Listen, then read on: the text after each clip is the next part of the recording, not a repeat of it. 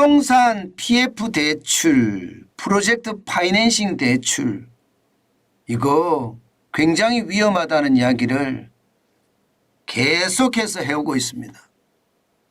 작년 연말 대비 1분기에 더 늘어났잖아요. 그런데 2분기에 또 늘어났습니다. 이게 PF 대출에 대한 위험성이 가라앉지를 않습니다. 게다가 말입니다. 증권사 PF 대출 연체율은요, 와, 사상 최고예요. 예, 17.28까지 올라갔습니다. 17.28. 이거 증권사 안 망하면 이상한 거죠. 예, 금액으로 보면 증권사가 줄줄이 파산해야 정상이에요. 17.28%니까. 일반적으로 여러분 부동산 PF 대출이라는 게 PF가 프로젝트 파이낸싱이잖아요. 프로젝트에 대한 파이낸싱을 해줬다는 뜻이거든요. 다시 말해서 건물을 짓는다 그러면 그 건물을 짓는 사업장에 대출을 해준다는 거예요. 그 사업장을 담보로 잡고. 그런데 거기에 지금 연체율이 17.28%다. 안 망하는 게 이상한 거죠. 안 망한 게. 실제로도 보면 말입니다. 여러분 심각해요. 증권사가 단연 독보적입니다. 이게 안 망하는 거는요, 정부가 계속해서 자금을 대주기 때문이겠죠. 17.28%가 안 망하는 건 이상한 거죠. 그런데 언제까지나 계속 자금을 대줄 수는 없습니다. 결국은 말입니다. 증권사 스스로 생존해야 되는데 그 생존이 쉽지 않다는 뜻이에요. 쉽게 말하면 정부의 어떤 지원, 이게 끊어지기 시작하면요, 증권사의 PF 대출도 그만큼 회수를 해야 되고요. 회수가 안 되면 그만큼 충격이 될 수가 있습니다. 지금까지 제가 여러분들에게 말씀을 드릴 때 저축은행 PF 대출이 문제다 했는데 저축은행의 PF 대출은 4.61%밖에 안 됩니다. 여신전문기관이라고 이야기하는 카드사, 여기도 문제가 있다 했지만 3.89%밖에 안 되고요. 물론 3.89%나 4.61%나 이조차도 많습니다. 이조차도 적은 게 아니에요. 상호금융이라는 게 새마을금고, 농협, 신협, 취기업 이런 데를 말하죠. 1.12%. 여기도 굉장히 낮다고 하지만 1.12%도 높은 겁니다.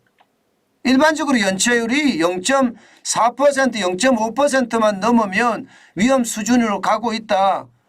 경고등이다 이런 말 나오거든요.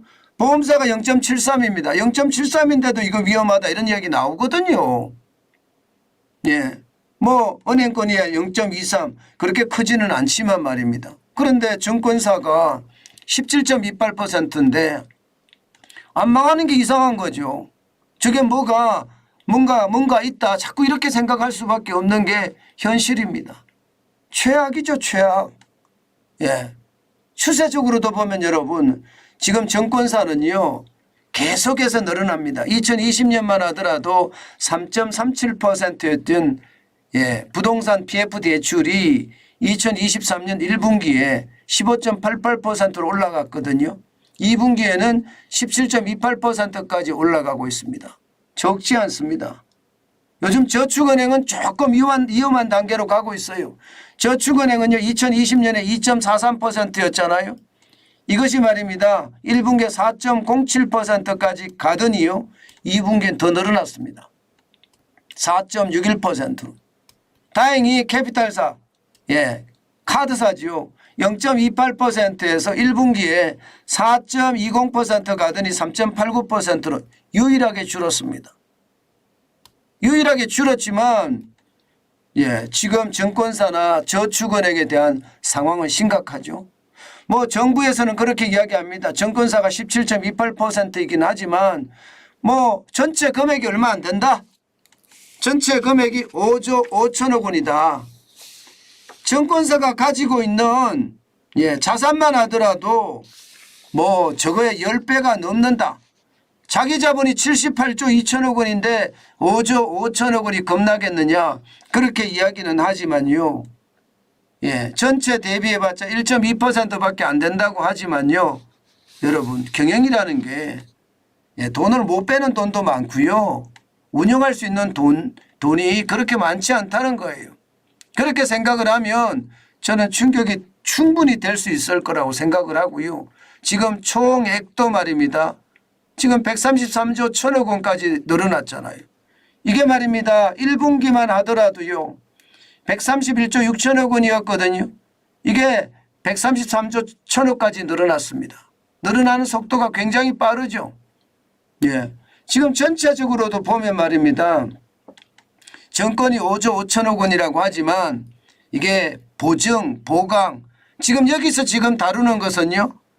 예, 부동산 PF 대출만 다루고 있잖아요. 브릿지론 같은 건 또 안 다루잖아요. 브릿지론을 여기다 포함을 하고요. 또한 증권사가 보증선 금액을 따지면 여러분 저는 증권사의 보증까지 따지면 굉장히 충격이 될 거라고 생각을 합니다. 이게 보증까지도 이게 결국은 말입니다. 다른 데서 무너지면 증권사도 말입니다. 보증한 금액도 무너질 수가 있거든요. 보증한 금액이 결코 적지 않습니다. 실질적으로 말을 하면요. 증권사의 보증 금액 이거 장난 아니에요. 예, 실제 채무 보증한 게 24조 1천억 원이 24조 1천억 원. 적지 않잖아요. 그죠? 채무 보증한 게 24조 1천억 원이니까 증권사가 줄줄이 망할 수도 있다는 것도 현실이 될 가능성 큽니다. 게다가 여신 전문 금융기관도 26조나 되거든요. 결코 적지 않습니다. 저축은행도 10조나 되고요. 보험사는 43조 7천억 원 가장 많고요. 은행은요 43조 1천억 원. 뭐 은행은 이게 관리를 잘해서 크게 문제가 없다 이렇게 이야기는 합니다. 그렇지만 한 곳에서 터지면 줄줄이 터질 수 있는 상황 저는 반드시 올 수밖에 없다고 생각을 하고요. 게다가 전체의 부동산 PF 대출에 대한 연체율도 증가하고 있습니다. 물론 2022년 1.19%보다는 높아졌습니다. 1.19%에서 2023년 1분기에 2.01%까지 늘어나니까 굉장히 빠른 속도로 늘어났습니다. 2021년에서 2022년도 빠른 속도로 늘어났고요. 그런데 1분기에서 2분기가 약간 느슨해졌습니다. 0.16% 오르는데 그쳤다. 그러니까 위기는 없다 이렇게 이야기하지만 전체적인 금액이 많고요. 한번 터지기 시작하면 인정사정 없다는 겁니다. 2020년까지만 하더라도 부동산 PF 대출 잔액이 92조 5천억 원. 그런데 지금 2023년 2분기에는 131조 1천억 원. 무려 말입니다. 43.9%가 늘어난 수치고요. 40조 6천억 원이 늘어났습니다. 그렇기 때문에 터질 때는 저는 굉장한 어떤 충격을 가지고 터질 수도 있다고 생각합니다. 요즘 분위기는 말입니다. 요즘 분위기는 집값이 올라가니까 걱정할 게 없다. 이제 집을 지어서 분양만 하면 쭉쭉 나가니까 문제 없다고 이야기하지만 글쎄요예요. 글쎄요. 계속 집값이 올라갈까요? 집값이 과거 문재인 정부 때처럼 올라가기란 저는 쉽지 않다고 봅니다.